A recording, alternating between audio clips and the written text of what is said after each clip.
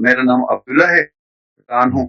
تو یہ تو آپ خبر کافی سب سے پھر آپ کو اس سے معلومات لے لیں گے. میں یہاں وزیرستان کے علاقے سے، اور یہ جو ہے وزیرستان، شمالی وزیرستان سے بات کر رہا ہوں. یہاں پہ یہ بہت لوگ ایسے ہیں جو حق کو اپنانا چاہتے ہیں، لیکن یہاں پہ سینسیٹیو ایریا ہے. یہاں پہ لوگوں کو پرابلم ہے، مسائل بہت زیادہ ہیں. یہاں پہ لوگوں کو قتل کیا جاتا ہے. تو کچھ میرے ایسے سوالات ہیں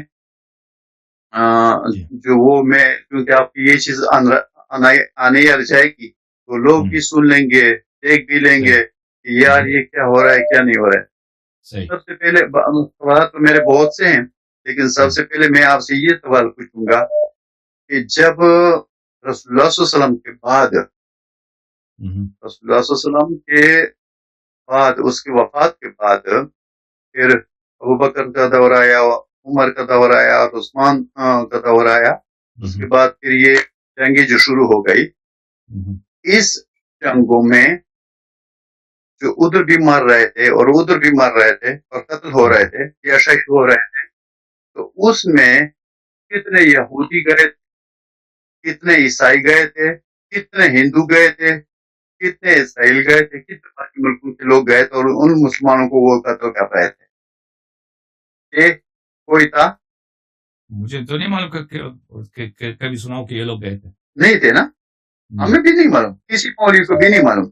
اچھا، اگر نہیں معلوم تو اس کا مطلب یہ ہے کہ مسلمان کو قتل کر رہا تھا. یہی حالات ہیں. اچھا، دوسری یہ کہ آپ کو کبھی آج تک پتہ چلا ہے کہ اہل تشیع میں سے کسی نے خودکش حملہ کیا ہو؟ کوئی بندہ ابھی آپ ہوتا ہے کسی مولوی سب سے پہلے شیعوں نے کیا، سب سے پہلے حملہ شیعوں نے کیا. جی ہاں، میں آپ کو بتاتا ہوں. سب سے پہلے موجودہ دور میں آغاز خودکش حملوں کا شیعوں نے کیا، خمینی صاحب کے پیروکاروں نے کیا. اب القاعدہ وغیرہ بعد میں آیا نا، ان لوگوں نے بعد میں سیکھا. ہاں، پہلے شیعوں نے کیا. بالکل بالکل. سب سے پہلا جو خودکش حملہ کی، ابھی مثلا سب سے پہلے جو جہاز اڑایا تھا شیعوں نے اڑایا تھا. سب سے پہلے خودکش حملہ خمینی صاحب کے فالوورز نے کیا تھا لبنان میں، کویت وغیرہ میں ان لوگوں نے کیا تھا. 1980 کے ابتدا میں، 1980 کے ابتدا میں یہ کام جو آج کل القاعدہ وغیرہ کرتا ہے نا، یہ شروع میں خمینی کے فالوورز کرتے تھے. ہاں، یہ لوگ کرتے تھے. اچھا، خمینی کے فالوورز نے تو کر دیا، تو اس نے تو کر دیا. اس نے تو مسلمانوں کے خلاف نہیں کیا تھا نا، اس نے مسجدوں میں تو نہیں کیا تھا. نہیں، بس اس کے سیاسی اہداف کچھ اور تھے، وہ اس کو ضرورت نہیں. سیاسی اہداف کچھ اور تھے نا، سیاسی اہداف کچھ اور تھے نا. یہاں پہ تو مصیبت یہ ہے کہ یہاں پہ تو مسجدوں میں ہو رہے ہیں، نمازوں میں ہو رہے ہیں. اہداف کے پیش نظر ہوتا ہے، وہ بھی سیاسی اہداف ہوتے ہیں اس کے. ان کی سیاست یہ ہے کہ مسجدوں میں کیا جائے. جس دن خمینی صاحب کی سیاست بنے گی نا، سیاست بنے گی کہ وہ بھی مسجدوں میں کرتے ہیں، وہ بھی کر دیں گے.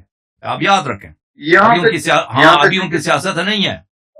ابھی فی الحال ایران کی سیاست نہیں ہے کہ مسجدوں میں دھماکے کرائے جائیں، لیکن جب ان کی سیاست بنے گی وہ بھی کرا دیں گے. ان کا کوئی فرق ہی نہیں ہے. آپ کے بھائی جو ہے نا، جو شیعہ بھائی ہیں، اور القاعدہ میں کوئی فرق، یہ ایک ہی ہیں. القاعدہ ان کے شاگرد ہیں. یہی کام جو آج کل القاعدہ داعش کرتا ہے، پہلے خمینی صاحب کے فالوورز کرتے ہیں. انہوں نے ان کو سیکھا ہے ان سے. اور آپ کے مساجد میں جو دھماکے بھی ہوتے ہیں نا، آپ کی تکفیر ہوتی ہے، یہ بھی اسی وجہ سے ہوتی ہے کہ لوگ شیعوں کو ایران کا ایجنٹ سمجھتے ہیں. اسی لیے آئی ایس آئی کو اس بات کی ضرورت نہیں ہے کہ وہ اپنے ملک میں دھماکے کرا دے. آئی ایس آئی کو اس بات کی بالکل ضرورت نہیں ہے کہ اپنے ملک میں اپنے ہی عوام کے خلاف دھماکے کرا دے، قتل کرا دے. یا آپ سپاہی صحابہ وغیرہ جو آپ کے خلاف دھماکے کرتے تھے، یا شیعہ مساجد میں دھماکے ہوتے تھے، کون کراتا تھا؟ خود اسٹیبلشمنٹ خود کراتی تھی.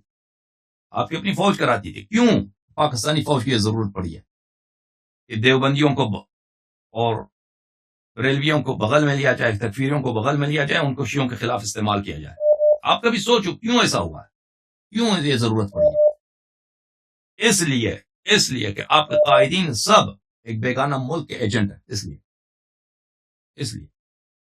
اس لیے کہ وہ آپ دیکھتے ہیں کہ شیعہ جو ہیں ایک بیرونی ملک کے مفادات کے زیادہ وفادار ہیں، تاکہ ہمارے اپنے ملک کے وفادار زیادہ وفادار ہوں. اس لیے ہوتا ہے. سمجھ میں آئی نا بات آپ؟ تو آپ جو ہیں اپنے آپ کو ملامت کریں. آپ اپنے آپ کو ملامت کریں کہ آپ کیوں قتل ہو رہے ہیں؟ کیونکہ آپ جو ہیں جب دوسرے ملک کے فوجی بن رہے ہیں تو اس کے جو ایجنٹ بن رہے ہیں، قائد ملت جعفریہ محترم حجت الاسلام المسلمین آیت اللہ ساجد علی نقوی، وکیل رہبر معظم، ایجنٹ ہے وہ رہبر معظم، تو آپ کے سارے مولوی ایجنٹ ہیں تو کیوں نہ کریں آپ کے مساجد میں دھماکے؟ کیوں نہ کریں؟ کیوں آپ کو دبانا نہ چاہیں؟ پاکستانی فوج جو ہے بیوقوف فوج ہے، پاگل فوج ہے. سارا پاکستان کا جو ہے بجٹ جو ہے وہ فوج کے جیب میں جاتی ہے، فوج خرچ کرتی ہے اس کو اپنے ملک کی سیکیورٹی چلانا، تو وہ تو اس بات کی اجازت کبھی نہیں دیں گے، اور نہیں دینا چاہیے کہ اپنے ہی ملک میں ایک ملک کا ایک جو ہے آبادی وہ منظم طور پر قوی ہو جائیں، آرگنائز ہو جائیں، وہ بڑھ جائیں، اور اپنے ہی ملک اور ایک دوسرے ملک کے مفادات اپنے ملک میں اس کو پروموٹ کریں. وہ تو کبھی اجازت نہیں دیں گے اس بات کو. اسی لیے آپ قتل ہوتے ہیں نا. ظاہر میں یہ ایک مذہبی مسئلہ ہے. سپاہ صحابہ تکفیر کرتے ہیں شیعوں کو قتل کرتا ہے. وہ ظاہر میں ایک مذہبی ہے، لیکن حقیقت میں مذہبی نہیں ہے. حقیقت میں ایک سیاسی جھگڑا ہے. حقیقت میں ایک جیو پالیٹکس کی ایک وار جاری، ایک جنگ جاری. پاکستان کے اندر ایران کے اثرات کو اس کو بہت کمزور کیا جائے، کیونکہ شیعہ کیا ہے، شیعہ کس نظر سے دیکھا جاتا ہے؟ شیعہ کو اس نظر سے دیکھا جاتا ہے کہ شیعہ ایران کے ایجنٹ ہے. اس لیے جب انقلاب ایران نہیں ہوا تھا تو شیعوں کو اس نظر سے نہیں دیکھا جاتا تھا کہ شیعہ ایران کے ایجنٹ ہے، تو شیعوں کی قتل نہیں ہوتی انقلاب ایران سے پہلے.